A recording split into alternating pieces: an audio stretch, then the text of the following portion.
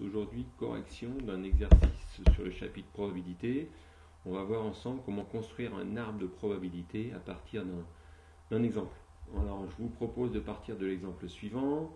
Donc lors d'un tournoi de basket, on a établi que la probabilité de réussir pour un joueur son premier lancer franc était de 0,8.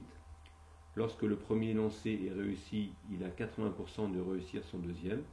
Et lorsque le premier est raté, il a 75% de chance de réussir le deuxième. L'objectif, c'est représenter à l'aide d'un arbre de probabilité ce problème pour pouvoir répondre à différentes problématiques. Alors, quand vous voulez résoudre ça à l'aide d'un arbre de probabilité, première chose, il faut déjà définir deux événements. Alors, qu'est-ce qu'on voit dans le texte? Donc là, il faut bien lire le texte et bien voir quels sont les deux éléments qui sont importants. On voit que dans un premier temps, on nous parle du premier lancer franc, avec le taux de réussite au premier lancer franc. Donc on va dire, soit l'événement A, le joueur réussit son premier lancer franc. Comme on a défini l'événement A, de la même façon, on a aussi défini l'événement A bar. A bar qui est donc le joueur ne réussit pas son premier lancer franc. Donc j'ai déjà A et A bar qui sont là. Ensuite, qu'est-ce qui se passe? On voit qu'on nous parle du deuxième lancer franc. Donc l'événement B, il sera sur le travail sur le deuxième lancer franc, c'est-à-dire le joueur réussit son deuxième lancer franc. Donc je peux déjà commencer à construire mon arbre. Alors ici, je vous ai commencé à le construire. Donc premier événement A sur la première branche, A bar sur la deuxième branche. Et une fois qu'on a réussi son premier lancer franc, on réussit le deuxième ou on rate le deuxième. Et quand on a raté le premier, on réussit le deuxième ou on rate le deuxième. À partir des autres éléments du texte, on est capable de compléter cet arbre de probabilité. Alors comment je vais faire pour compléter cet arbre de probabilité? Donc il faut bien repérer dans le texte les informations qui nous intéressent. Lors du tournoi de basket, on a établi que la probabilité de réussir pour un joueur son premier lancer franc est de 0,8. Réussite du premier lancer franc à 0,8. Donc ici j'ai le droit de mettre 0,8. Donc comme ici je sais que c'est 0,8, je sais que la somme des deux branches est forcément de 1. En effet, s'il a réussi son premier lancer, l'autre possibilité c'est seulement je n'ai pas réussi mon premier lancer. Donc comme je suis sur les deux branches, ici la totalité ça fera forcément 1. Donc si j'ai 0,8 ici, là je vais forcément avoir 0,2. 0,2.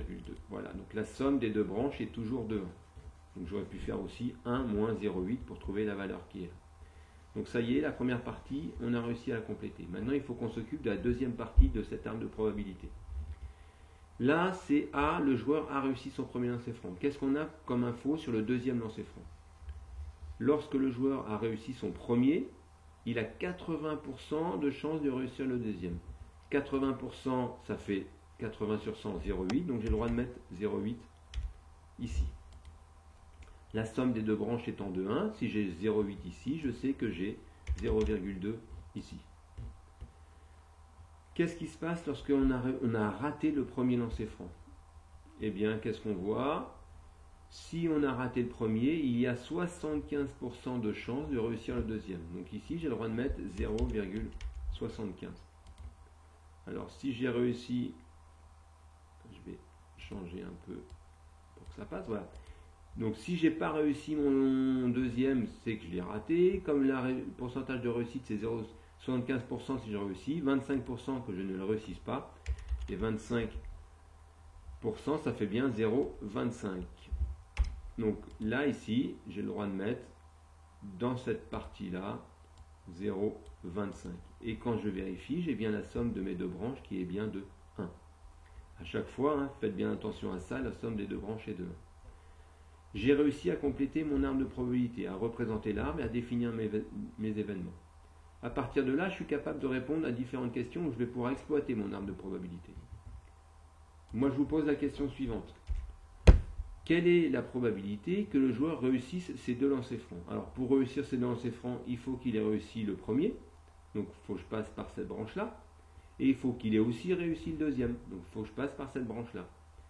Quand je passe par une branche et une deuxième branche, il suffit de multiplier les probas pour avoir la valeur correspondant à P de A inter B.